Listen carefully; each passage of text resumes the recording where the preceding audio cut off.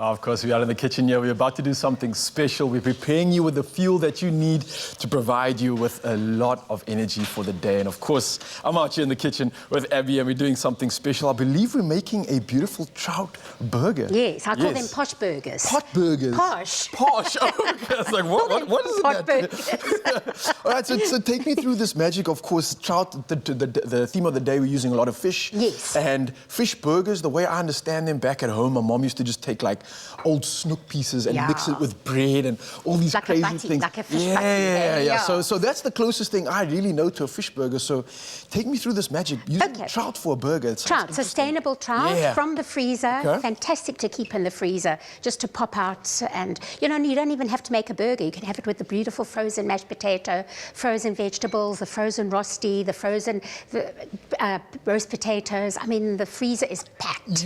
You're talking freezer, which for me makes me understand, and if I'm not mistaken, you can just chuck it straight into something. And absolutely, it's all kind of prepared for you, right? Yes. You don't have to really mix too many ingredients. No, not at all. Love it. So it's got all the beautiful flavors in there, and it just depends. And you can kind of add mayonnaise. We add in creme fraiche and sweet chili, but you can add mayonnaise, horseradish. Trout loves horseradish, which is great. So a little bit of olive oil in a pan. There's two ways you can do them. Slowly in the pan with olive oil or sunflower oil, it doesn't really matter. Or you can just pop them into the oven, which I also like to do because you can kind of do other things while they... Grill it in so the you oven? just bake them. Okay, awesome. For about 15 minutes. And I don't need to put anything on it, just literally slide just them pop it into on a baking tray. So as you can see, they're beautiful. They're individually wrapped, so they don't stick together. And just on a medium heat, I'm just going to turn this down a bit. Now it's a burger. The minute you throw meat into a pot like that and you hear that fry, I know it's a burger. There we go.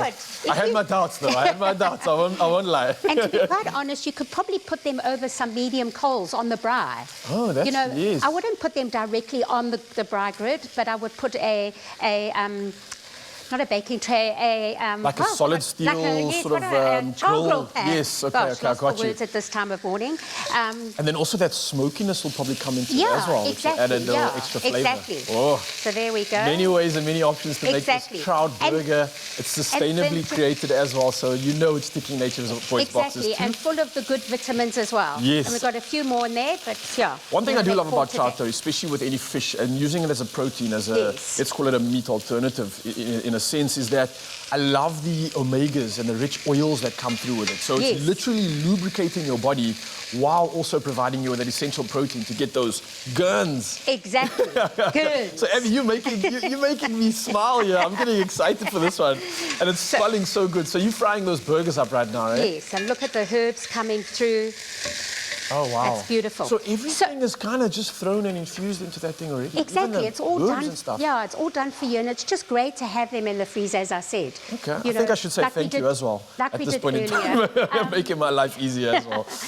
Fish fingers also great to stuff into a burger and with tomato sauce, mixed with the old-fashioned, mixed with a little bit of mayonnaise, you know, the pink mayonnaise. No excuse not to get creative on a burger. Which I love these with the sweet potato chips. We were just talking about this off screen, guys. These sweet potato chips are like the bee's knees. You can just drop it into any sauce that you want, and it's almost like a meal on its own.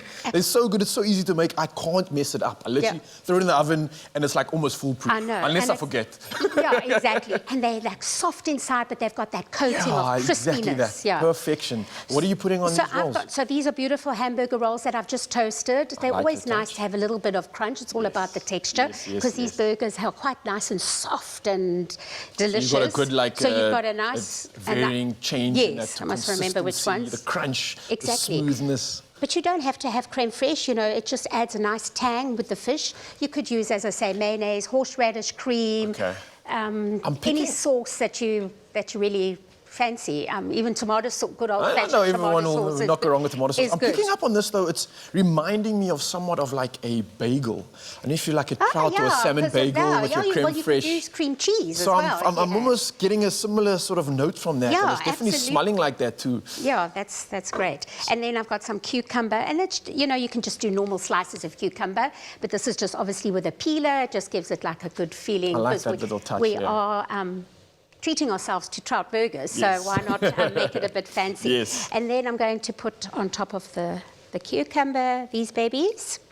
And then we've got pickled onion, which is great. I mean, that's just done with a bit of lime juice or lemon juice or even red wine vinegar. I and love then you that, just yeah. peel your red onions, slice thin slicely, and then just let them, you know, rest probably up to about 15, 30 minutes. Okay. But you can also make a big batch and put them in a big jar. And then just keep it for You know, like any occasion. like our we have beautiful over at here. the back, yeah. Take note, guys. You want to make your kitchen look bright and rainbowy, like this one over here. You've got lots of options to make that Exactly, burger. and then you can Trout. you can jazz up salads or anything, you know, steaks, sausage and mash with your onions, and it's just such a vibrant, beautiful colour, especially with the orange chips.